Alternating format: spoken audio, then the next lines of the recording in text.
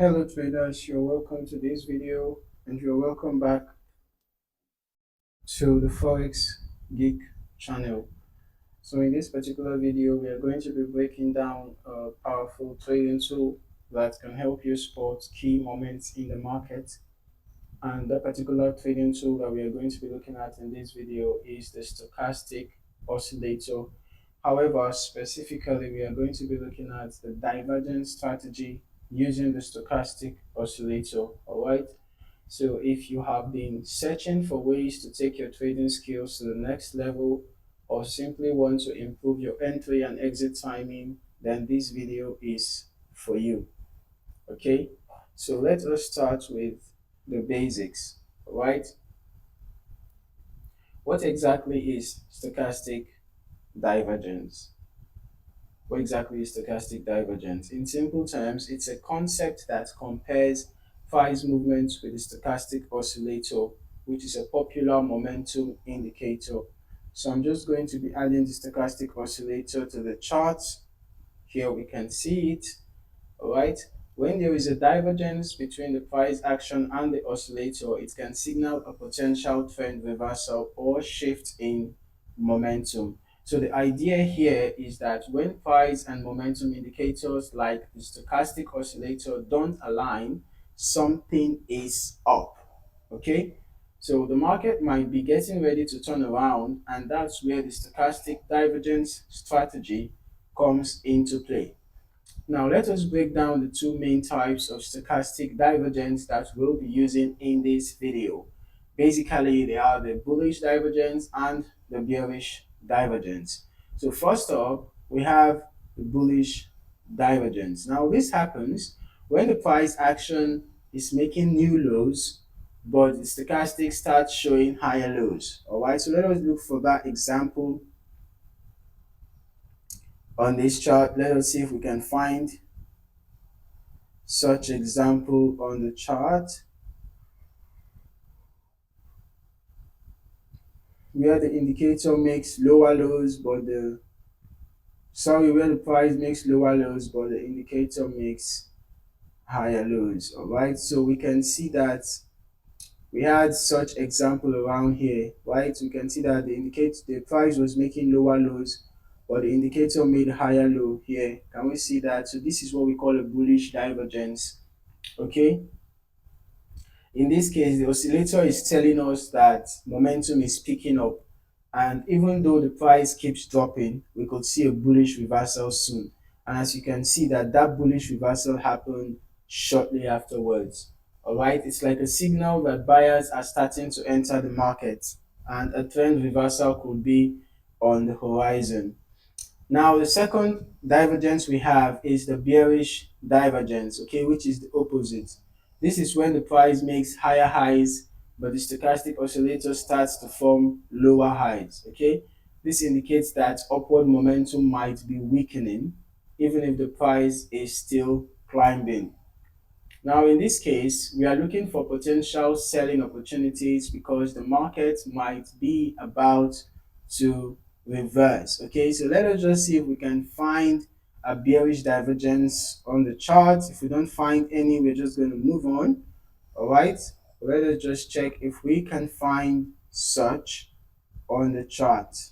Okay, let me just keep looking for a little while. All right. Um, okay, I have found the bearish divergence. We can see that we had lower highs from here and higher highs from here, right? So this shows us that bullish momentum is getting weak and bearish momentum is building up. And as we can see, shortly afterwards, we had a bearish move. Okay, so basically that is how the divergence works, okay, with the stochastic oscillator. All right, let us take a look at entry and exits, right? How to use these divergences to trade, okay? So now as for the bearish, since we are already here, when you have your bearish signal, your bearish divergence signal, all you have to do is to look out for any bearish candlestick pattern, look for a sign. Basically, the indicator has already told you that bearish momentum is building up. So the next thing for you to do is look for a sign. Look for a sign that can tell you whether that bearish move has begun. Okay, so we can see that here we had a significant lengthy bearish candlestick. So that could be our sign to enter a sell. So we'll have just considered entering a sell around here, set our stop loss around here, and we can see that the price dropped all the way to this point. So we would have considered setting our take profit around this support zone. So we would have exited around here. That would have caught us somewhere around 350 pips. Okay, that's a nice catch. Now let us look at the bullish example that we had here. So after you have gotten this bullish divergence signal, then all you have to do next is to look for a bullish signal. Okay, a bullish signal, whether it's a chart pattern, whether it's a candlestick pattern, just look out for a bullish sign on the chart. All right, apart from the divergence signal. Okay, so here we can see that right after the divergence formed, we had a doji, and remember, a doji candlestick pattern shows a possible reversal. So after that doji, it could be our sign to enter a buy. So we would have entered a buy trade around here, set stop loss just below the swing low, and then we would have considered setting our take profit at this resistance zone, or perhaps we would have just used the bearish crossover from stochastic to exit our buy trade. So basically that is how it works. All right, so now that we know what stochastic divergence looks like and how to apply it in our trading strategy, basically the signals of how to buy and sell, when to enter, when to exit, and that. Now what we need to know next is very important to observe proper risk management. Okay, so when you are trading, make sure you do not risk more than you can afford to lose, and make sure you do not risk more than 2% of your capital in one trade. Okay, do not risk more than 2% of your trading balance in one trade. All right, so if your balance is $1,000, you shouldn't risk more than $20 in one trade.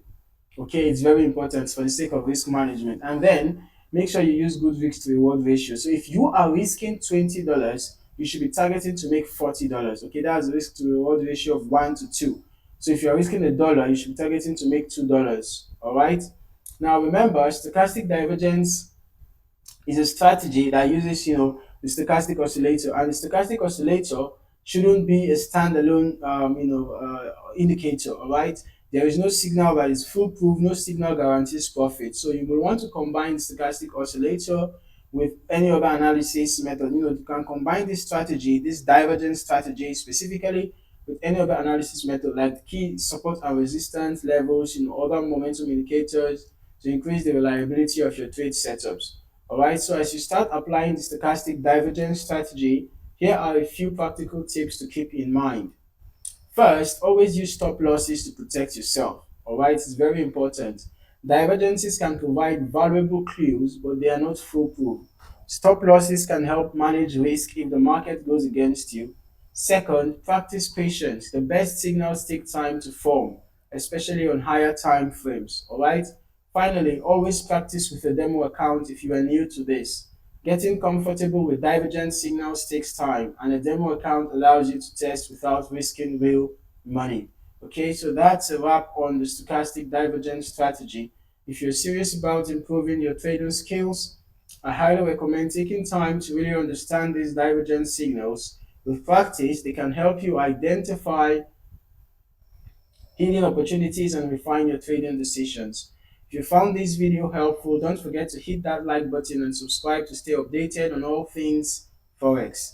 I'll be dropping more in-depth videos soon to help you master different trading strategies. Until next time, trade smart and take care.